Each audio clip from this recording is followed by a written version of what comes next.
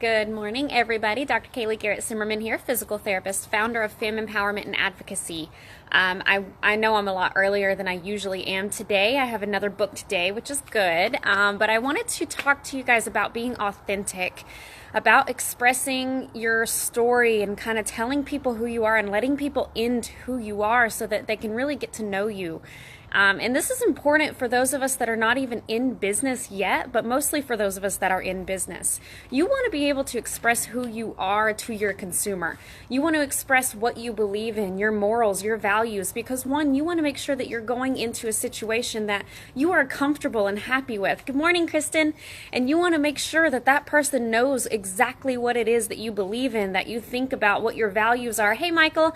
Good morning. And make sure that they are on the same page as you are.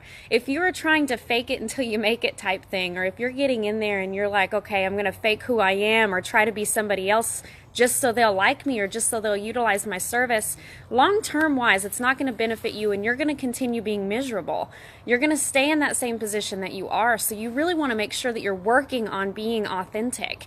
One of the things that I have found is I used to, and I say this because I'm trying to be as open and honest as I can be, but I never used to do this. I didn't tell my stories. I wasn't open. I wasn't honest with people about my beliefs, my thoughts, my morals. I was really just trying to make the consumer happy, and I was trying to make the employer happy, and I was trying to make everybody around me happy. And then I realized that one, I wasn't excited to get up. I wasn't passionate about it, and I was still kind of in that state of not knowing who I was. But I started to tell my story.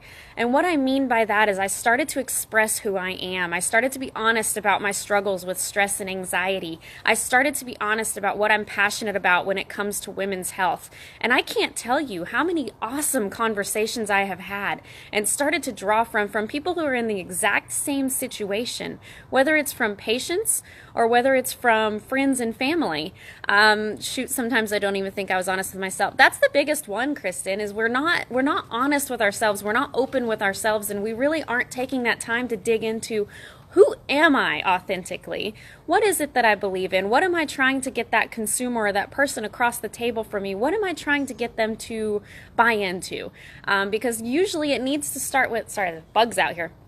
It needs to start with you, and it needs to start with you being honest. If you're going to get on a phone call with a potential client or a potential patient and they don't know who you are or what you can express or vulnerability wise, like what is it that you've been through that puts you in their situation? Why do they need to come to you?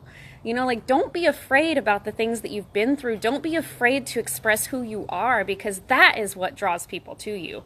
And I'm telling you that from experience, where I went from a position where I wasn't getting anything that I was passionate about.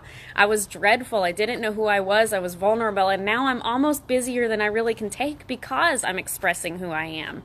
And I'm sharing those stories. And I'm being open about what's happening, and it's just, you've got to share those experiences in your life that put you in the same situation of the person across from you. This works in friendships too, guys. Don't be ashamed of it. Don't be afraid of it. Share those stories.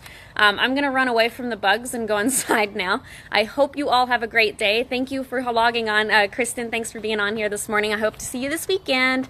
And everyone else, have a fantastic rest of your day.